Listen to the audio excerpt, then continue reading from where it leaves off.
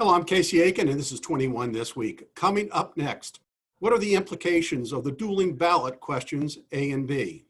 Are we on the verge of a COVID resurgence, and what does that mean for local businesses? And less than 3 weeks until Election Day, which way are the political winds blowing? Our panel of insiders will give you the story behind the story. We're joined by education activist Cynthia Rubenstein, Secretary of the Maryland Republican Central Committee, Mark Uncapher, former membership directory of the Maryland GOP, Phil Bell, and the Dean of Democratic Politics, Sam Statland. Stay tuned for these stories and more on the next 21 This Week.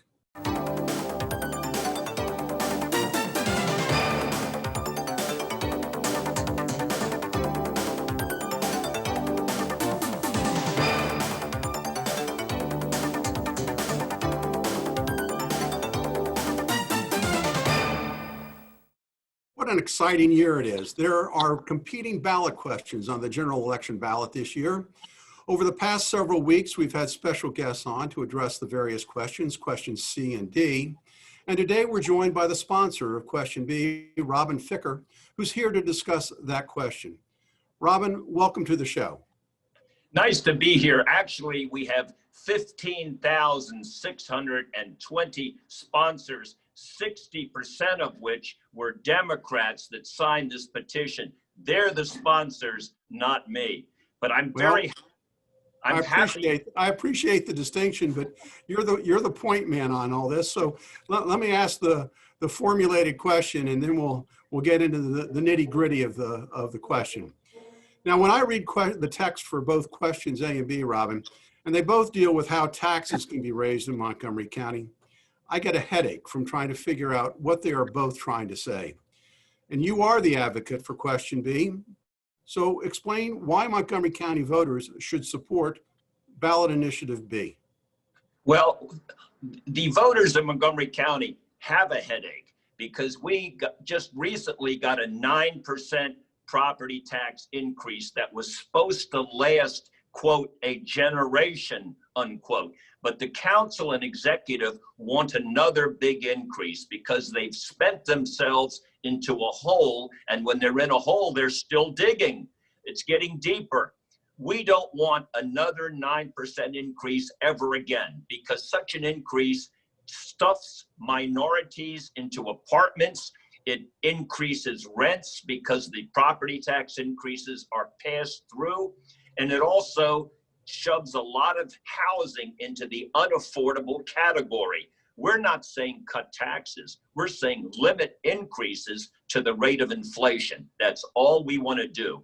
Now, question A, on the other hand, would increase taxes far faster because it allows the assessments to increase. And assessments have been rising 3 times the rate of inflation.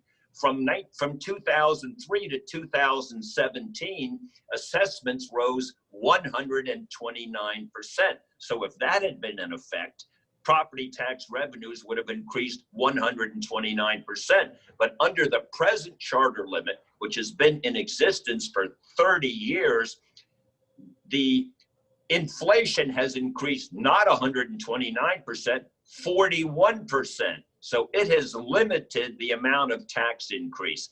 I want to ask you, but isn't it traditional for governments to be able to raise their taxes to support the services that are in demand and are necessary? And those services may grow faster than the rate of inflation as new services come online. Well, keep in mind, there's a new construction exception. We're in a pandemic. 130,000 Montgomery County residents have filed for unemployment. We cannot tax ourselves out of this pandemic as Mr. Elrick and the council want to do. They're going to give us a huge increase next year. We don't want them to do that because our family budgets are in jeopardy as it is now.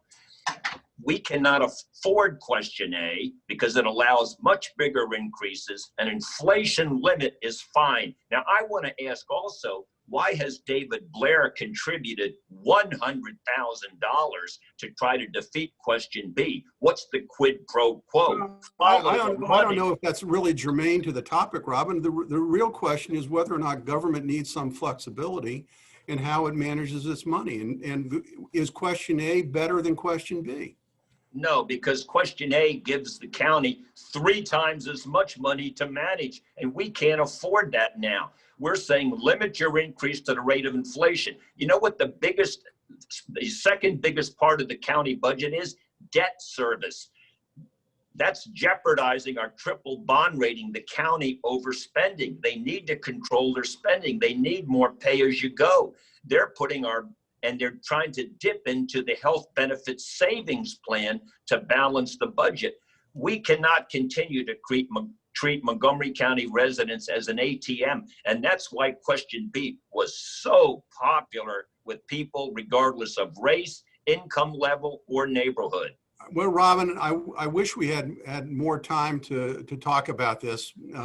It's a very important question. And as you've indicated, the 2 competing ballot issues have to be sorted out. I want to thank you for joining us today. And we I will point out, we have had an open invitation to Jill Ortman-Fuss to come on to discuss her support for question A. So Robin, thank you so very much. Now I'm going to welcome back in our panel, who, if they will unmute themselves, we're going to discuss these 2 very important and competing issues. I'm going to start with you, Sam. We've heard from Mr. Ficker about the attributes of question B and why it's better than A. What do you think? I think at this point in time, the proper thing and the thing that makes most sense to me is to put in a pause, because we have no idea what our financial obligations are going to be based on COVID, at least far into next year. We're spending more money than we have. That's absolutely true. How much are we going to raise taxes to cover that? Or are there going to be any other sources to raise funds? We don't know. Proposition. So are you saying to vote no on both issues? I'm saying to vote. If we have to vote yes, I'd vote yes on A and no on B, because I need some flexibility. A gives me some flexibility because, as Robin says, it deals with the inflation rate. Well, Mark, doesn't question A change the way we've been funding our budget and how we've been allocating or approving increases in the budget? As Robin explained, it changes the formula that allows for additional increases over time, and I think that's a huge mistake.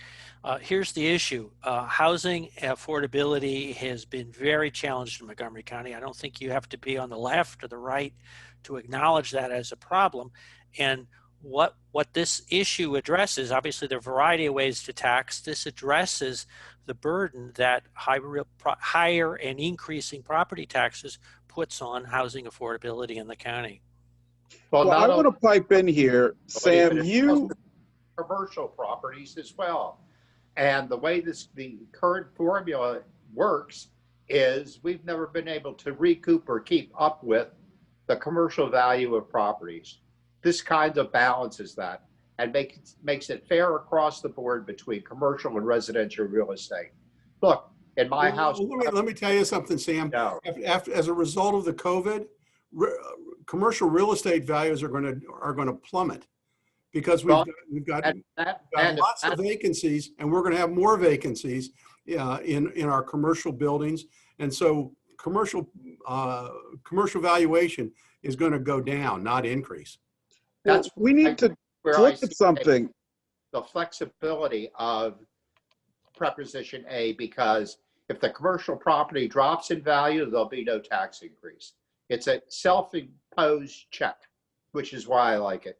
Sam, I don't want to cut you off, but I've got to go to Phil and Cynthia. I'm going to go to Phil quickly. We have about 2 minutes left in the segment. You know, you both mentioned flexibility, but there's something that we're forgetting. The majority of the services that are provided by the county is the only customer. Therefore, the county should be setting the price for these services as opposed to this nebulous idea that, oh my gosh, we have to be able to increase costs. Therefore, there should not be a relationship between the property value increasing and the amount that we're spending on the services. If that's the case, then you have to seriously ask why that is, and that is nothing but complete mismanagement by government. Cynthia, I'm going to give you, I mean, you're a long-term resident of Montgomery County. You run a business in Montgomery County. What are these impacts to you? Because these costs are going to be passed on to you.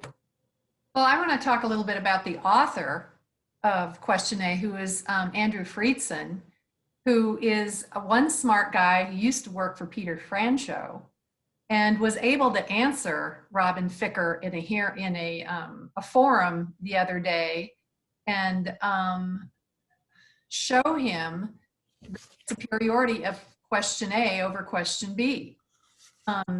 Also, you know, Ike Leggett is supporting Question A. Ike Leggett took us through a recession and had to cut budgets and understands that the exception of having 9 or the full county council voting in order to raise the property cap is going to be the rare exception. But don't you think it's dangerous to give so much power to our elected officials, because they will spend every penny that they're able to? Our council members are keenly aware that we have a AAA bond rating to protect, and they will vote accordingly in order to balance the service needs of Montgomery County with the fact that they have to be good financial stewards. And that's what they did during the recession. And we are in similar straits now. Well, you're going to have the last word on that, because we're going to wrap into our next topic, which is, you know, the fact that the newspapers today are filled with stories about the prospect of increases in the autumn resurgence of the coronavirus. But thus far, here in Montgomery County, the statistics don't support those claims. Sam, why do we have so much to fear? Why are we hearing about all this agitation right now? Because, Casey, it's a fact of life. A fact of life is that across this country, and in certain states worse than Montgomery County or Maryland, more people are getting sick, more people are getting infected, the spread is increasing. It's coming into wintertime where you have the flu as well as COVID moving together through society, and that's causing some governments to look at restricting or going back to a phase 2. Well, here's Sam. Just now, before we came on the air, it was announced that vice presidential candidate Kamala Harris is restricting her campaign because one of her staff members got tested positive for COVID. 10 days ago, the president of the United States, his wife and his children, or one of his children, were tested positive. The fact of the matter is, this is a worldwide pandemic, and of course people are going to get infected by it. You can't prevent it. It's all around us. Casey, so why are we sticking our heads in the sand? well, We we're aren't not- sticking. Let's ask a question. Sam, we got to give some airtime to other people. Cynthia, take it away. Okay, we aren't sticking our heads in the sand, but what smart health science minded people are doing is looking at the positivity rate, and we won't be tamping down COVID-19 until the positivity rate is under 1%. Cynthia, that isn't Sam said. impossible. Hold on, wait. Let me Let me ask an important question to everybody here. We've been less than a 3% positivity rate since July, Cynthia. And the fact is, people may test positive, but it's asymptomatic. And the fact that they're not going into the hospital and they're not dying. But they can pass. They can pass. Let me tell you a personal story. Let me tell you a personal story. I have Quickly, because we're family running in out. Iowa, and 8 members got together on Labor Day weekend. One came from outside the community, didn't know he was COVID positive and was asymptomatic and was shedding the virus. Within 12 hours after people went home from that gathering, 7 out of 8 of them were sick, and 1 is in the hospital on a ventilator. So Okay. about asymptomatic. Okay. Could I make the observation? The reality is, It can happen anywhere. Phil, go ahead. yeah, look, just remember, COVID tests cannot tell if you're sick, if you're shedding virus, or if you can transmit. All it tells is that there is some particles of the virus present at that time. And that's important because that affects positivity rate and affects everything we know about numbers. And the media and the public health professionals have not talked about this. Mark, I'm sorry, we're not gonna have time to let you in on this topic. When we come back from this short break, it's time for predictions about the presidential elections. Won't that be fun? Stay tuned. And welcome back. With early voting already occurring and mail-in ballots by the score floating around who knows where, we're entering the final stretch in the national election. So it's only appropriate to take stock of which way the political winds are blowing in our political weather vane segment. Leading off, Mark Uncapher. Well, we've had the interesting spectacle this week of revelations about Hunter Biden coming out, and that's been, how shall I say, balanced off with both Facebook and Twitter making every effort to make them not available, but then, of course, I think fanning the flame of availability. I think this is an interesting issue that probably will end up dominating the next couple of days as people kind of take a look at both what was in the substance of the emails in question, but also the way that it's being mischaracterized by the media that is attempting to essentially use a completely different standard that it is used for other kinds of allegations. Thank you, Mark. Sam Statland, your political weather vane today. Which way is it blowing? Oh, my weather vane is totally blowing Democratic. I really feel that we're going to have a Democratic sweep in the Senate, and I think we're going to have a Democratic president. And why is that occurring, though? It's occurring because of what everyone on this show has been talking about, the COVID crisis and how poorly the president has been handling it. And no matter what side of the aisle you're on, and here we have pretty balanced sides of the aisle, we're all concerned about COVID. We're all concerned about personally getting sick as well as family and community. And I think it's going to be a Democratic sweep. Thank you, Sam. Cynthia, which way is wind blowing, Cynthia? It's blowing to the left. It's blowing for Democrats. I predict that Joe Biden will win the seniors vote and he will win the women's vote. He will win the seniors vote, and there are seniors who are changing their votes compared to 2016 because of the president's disregard for the crisis of COVID and his diminishment of anybody who gets it and doesn't heroically, miraculously, big man recover as he did. So I'm predicting a landslide for Joe Biden and Kamala Harris. Okay. Well, Phil, you get to wrap it up, and there are 4 points on a compass, north, south, east, and west. So which way is this wind blowing? It's pointing north for Donald J. Trump and Republicans. I think you're going to see some states that we didn't expect to be in play, blue states, places like in Oregon, maybe, definitely in Minnesota and the like, that we may not have been on the board last year that will be for the president.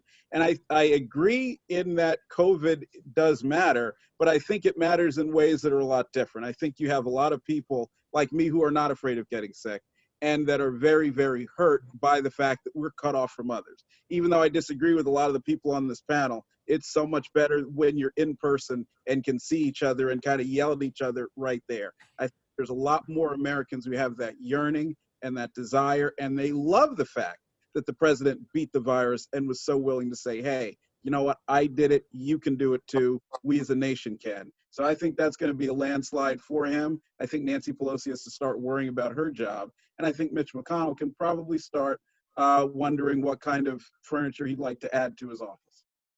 Well, that's an interesting observation, but what I'm really shocked by all 4 of you is that none of you mentioned the number one issue on the minds of Americans, and it's not coronavirus. It's the economy. The number one issue for Americans is not China. It's not North Korea. It's not coronavirus. It's the economy. They want to know what's going to happen in their lives and who best can address the problems that have occurred because of this national recession, which was caused by this terrible disease that was brought upon us from foreign shores. So I think, it's really going to come down to how you look at the economy and how you look at each party and determine who is best capable of fixing and leading us back on an economic recovery. And I believe that the statistics will show that the current president, President Donald Trump, will have that momentum at his back because he can make the case that he did it once before and that he can do it again. I see Cynthia. Cynthia's dying. She wants to smack me around, don't you? Go ahead. You got 15 seconds, Cynthia. First of all, I want to correct the record on the economy. The economy was rebuilt during the Obama administration, and Donald Trump inherited a rising economy. So he does not get all the credit. Okay. For the economy. And second point, come on, Trump had been smart about how to address COVID with a coordinated federal response. The economy would not be in as dire straits because we would have quashed this better. Okay. All right. Well, thank you, Cynthia. I appreciate your counterpoint. And when we come back from this short break, it'll be time for parting shots. Stay tuned.